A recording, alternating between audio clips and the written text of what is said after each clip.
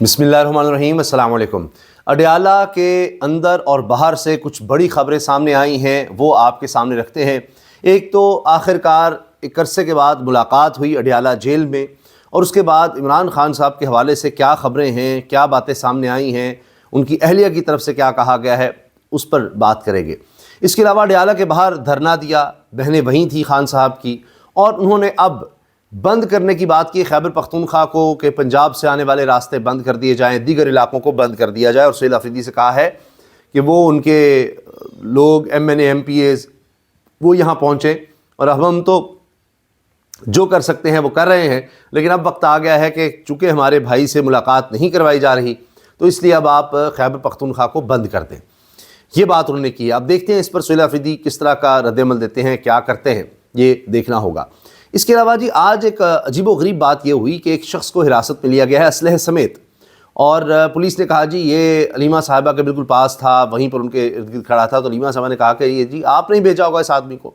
اس کی بھی ڈیٹیل سامنے آئی ہیں، پھر پوچھا گیا کہ جی کس کے ساتھ ہے، کیا ہے، لیکن جو اس کے پاس اسلحہ تھا وہ لائسنس یافتہ تھا، یہ بات بھی کی جا رہی ہے۔ تو ایک تو یہ شخص حراست میں لیا گیا، لیکن بڑی گرفتاری جو ہوئی ہے وہ مہر عبدالستار صاحب کی ہے، جو بڑے ہی عوامی آدمی بھی ہیں اور ہر دفعہ احتجاج کے لیے نکلتے ہیں۔ آج اڈیالہ کے باہر سے ان کو گرفتار کر لیا گیا، اور کہا یہ گیا کہ اوکاڑا پولیس کو یہ مطلوب ہیں، اشتہاری ہو چکے ہیں، اس لیے ان کو گرفتار کیا گیا ہے۔ انجمن مظاہرین کے یہ سربراہ بھی ہیں، تو اپنے علاقے میں کافی مقبول ہیں، اور وہاں پر پھر لوگوں نے باہر نکل کر احتجاج بھی شروع کر دیا ان کی گرفتاری کے بعد۔ اس کے علاوہ خان صاحب کی رہائی کے بارے میں خبریں آتی رہتی ہیں، لیکن اب تو منیر فاروق صاحب نے کہا ہے کہ جی حکومتی شخصیات کہتی ہیں کہ 2040 میں بھی خان نے باہر نہیں آنا، یعنی کہنا یہ چاہ رہے ہیں کہ جی اب وہ ساری زندگی جیل میں گزاریں گے۔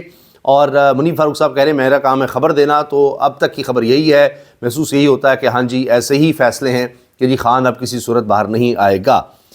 تو یہ خبریں یا یہ خواہشات، یہ بیانات اور پلاننگز تو وہ تو اسی طرح کی ہوتی ہیں، لیکن پاکستان میں کوئی ایک لمحہ، ایک خبر، ایک واقعہ سب کچھ بدل ڈالتا ہے۔ اور جس طرح پھر جب آپ ایمان کے حوالے سے بات کریں تو پھر ظاہر ہے کہ سب چیزیں اللہ کے ہاتھ میں ہیں، کس وقت کیا ہو جائے وہ کوئی اس پر پریڈکشن بھی نہیں دے سکتا۔ باقی خواہشات ضرور ہو سکتی ہیں دنیاوی طور پر، یہاں زمین پر جو لوگ اپنے آپ کو طاقتور ترین سمجھتے ہیں ان کے فیصلے اپنی جگہ ہو سکتے ہیں، لیکن میں نے جس طرح عرض کیا کہ ہونے کو کچھ بھی ہو سکتا ہے۔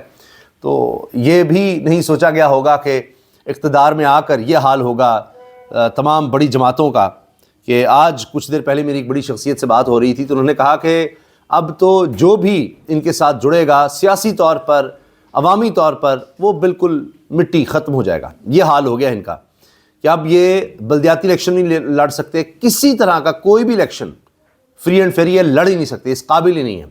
اور یہ جتنا مرضی ڈیلے کرتے چلے جائیں کہ جی اب 2.5 سال عمران خان کو جیل میں رکھ لیا، کچھ اور سر جیل میں رکھ لیں گے، ہمیں 4 سال ہو گئے ہیں، اب بہتری آ جائے گی، اب بہتری آ جائے گی، اس قابل ہو جائیں گے لوگوں کے سامنے جا سکیں۔ ابھی تک کچھ ایسا ہوتا نظر نہیں آ رہا، یہ اب عوام کے سامنے جا نہیں سکتے، ان کا یہ حال ہو گیا۔ کبھی یہ 2 دہائی اکثریت لے کر بیٹھے ہوتے تھے، 90 کی دہائی میں اتنی پاپولیرٹی تھی۔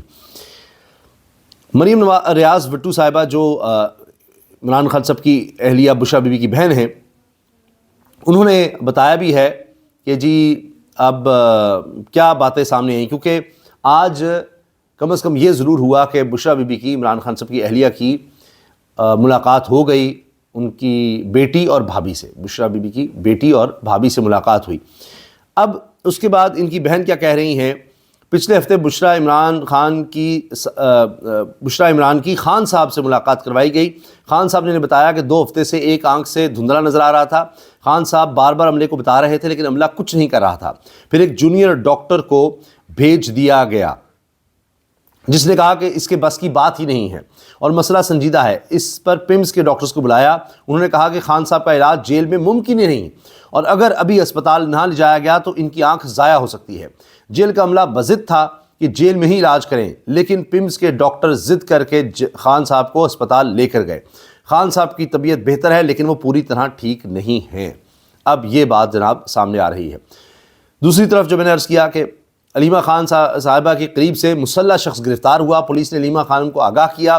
یہ مسلح شخص آپ کے قریب موجود تھا، یہ کتنا بڑا سیکیورٹی بریچ ہے پولیس، یہ آپ کا ہی بندہ ہوگا۔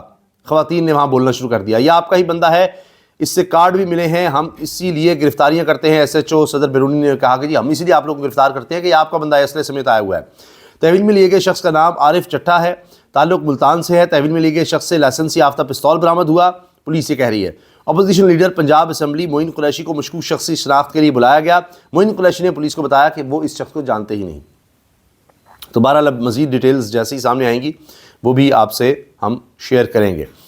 اچھا، اس کے علاوہ علیمہ صاحبہ نے کہا ہے، عمران خان کی وزیر اعلیٰ خیبر پختونخوا سہیل آفریدی کو عمران خان یعنی علیمہ خان صاحبہ نے کہا ہے کہ سہیل آفریدی عمران خان کی رہائی کے لیے خیبر پختونخوا کو بند کر دیں، اور پھر یہ کہ جی جان بوجھ کر، اب ہمارا بھائی بیمار بھی ہے پھر بھی اس سے ملاقات جان بوجھ کر نہیں کروائی جا رہی، تو اور کوئی حل نہیں ہے کہ اب اس طرح سے پریشر ڈالا جائے۔ ہم تو یہاں آ کر دھرنا بھی دیتی ہیں، احتجاج بھی کرتی ہیں۔ مہر عبدالستار صاحب کو گرفتار کیا گیا ہے، اور اس کے بعد وہاں پر لوگ نکل آئے، ان کے علاقے میں مسجدوں میں اعلان بھی ہوا، لوگوں نے اس پر غصے کا اظہار کیا کہ ان کے لیڈر کو کیوں گرفتار کیا ہے، لیکن وہاں پر پولیس نے ان کو تشدد کا بھی نشانہ بنایا، اس کی ویڈیو بھی موجود ہے، ان کو گھسیٹتے رہے۔ بریکنگ نیوز آئی ہے جی، وزیر زراعت بلوچستان علی حسن زہری عہدے سے مستعفی ہو گئے ہیں۔ تو یہ اب بلوچستان حکومت پہلے ہی آپ دیکھ رہے ہیں کہ دہشت گردی کی لپیٹ میں، جس طرح صوبہ وہاں پر ایک الگ چیلنج بنا ہوا ہے، تو اب یہ استعفیٰ بھی آ گیا ہے۔ وزیر زراعت بلوچستان علی حسن زہری نے اپنے عہدے سے استعفیٰ دے دیا ہے۔ سینئر رہنما اور سینئر پولیٹیشین جاوید ہاشمی صاحب، حال ہی میں ان کے گھر اور ان کے خاندان کے لوگوں کو گرفتار کیا گیا۔ اب وہ کہہ رہے ہیں پیغام ملا ہے کہ مجھے کسی ایکسیڈنٹ کے ذریعے قتل کر دیا جائے گا اور میری بیٹیوں کو ذلیل و رسوا کیا جائے گا۔ اچھا، ان کے حالات درست نہیں ہوتے، جب یہ نون لیگ کے ساتھ تھے تب بھی زیر عتاب تھے، یعنی تب بھی ان کے لیے مشکلات ہوتی تھیں۔ نون لیگ چھوڑ کر تحریک انصاف میں آئے، اور اس کے بعد بھی زیر عتاب ہی رہے، نہ ان کو نون لیگ پسند کرتی ہے نہ کوئی اور جماعت پسند کرتی ہے۔ اب یہ پھر عمران خان صاحب کے حق میں باتیں کرتے ہیں، اور اب یہ کہہ رہے ہیں جی کہ مجھے یہ کہا جا رہا ہے کہ ایکسیڈنٹ میں تمہیں مار دیں گے اور تمہاری بیٹیوں کو رسوا کریں گے، ذلیل کریں گے، یہ ان کو تھریٹ ملا ہے۔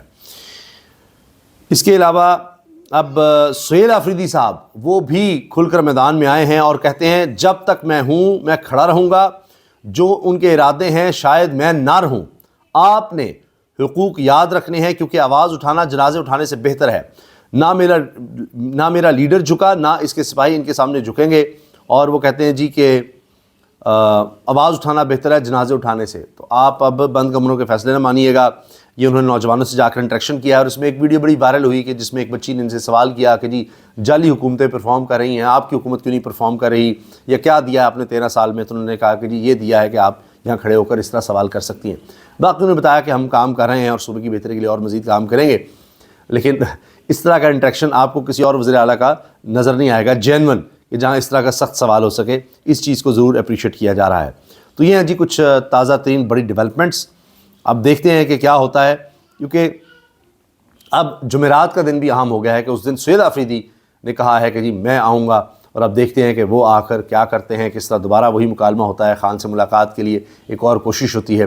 تو خبریں تو وہی کیڈیالہ جیل کے ارد گرد سے ہی نکل رہی ہوتی ہیں۔ آج ایک ملاقات بشرا بی بی سے ہوئی ہے، تو اس کے بعد شاید آگے چل کے 8 فروری کے بعد کچھ ملاقات ہو سکے، لیکن اگر احتجاج بڑا زوردار ہو گیا تو پھر اور مسئلہ آ سکتا ہے، اور اگر احتجاج اس طرح کا زوردار نہ ہوا تو پھر بھی ہو سکتا ہے کہ دیکھیں جی احتجاج تو کوئی خاص نہیں ہوا، تو پھر اب کیا ملاقات کروانے کا فائدہ۔ لیکن میرا اندازہ یہ ہے، میرا تجزیہ، میری اسیسمنٹ یہ ہے کہ 8 فروری کے بعد ملاقات ضرور کروائی جائے گی کسی نہ کسی حوالے سے۔ اس سے پہلے بھی ہو سکتا ہے، لیکن جیسا بھی احتجاج ہو، کچھ ڈیلے ہو سکتا ہے، اور معاملات ہو سکتے ہیں، کیونکہ ملاقات نہ کروانا جتنا بھی ڈیلے ہوا، یہ ایک ٹارچر کی تو کیفیت ہو سکتی ہے، دباؤ میں لانے کی تو بات ہو سکتی ہے کہ جی کوئی پیغام نہیں آئے گا، فلاں نہیں آئے گا، لیکن اس کا تسلسل رکھا نہیں جا سکتا، کیونکہ اس سے کوئی مسائل حل نہیں ہونے، کیونکہ حکومت کے لیے اس سے کوئی بہتری آ نہیں جانی، تو زیادہ حکومت کو اس سے کوئی فائدہ نہیں ہوگا۔ حکومت اور زیادہ ظالم نظر آئے گی، اور زیادہ جابر اور انسانی حقوق کی پامالی کرتی نظر آئے گی، اور زیادہ مشکل میں نظر آئے گی اس لحاظ سے۔ اور باقی تو عمران خان کو اندر رکھ کے دیکھ لیے پچھلے 4 سال میں کون سا ان کی کوئی ساکھ بہتر ہو گئی ہے، یا معیشت یا ملکی حالات یا ترامیم کر کے بھی اس طرح سے تو کوئی بہتری آ نہیں گئی۔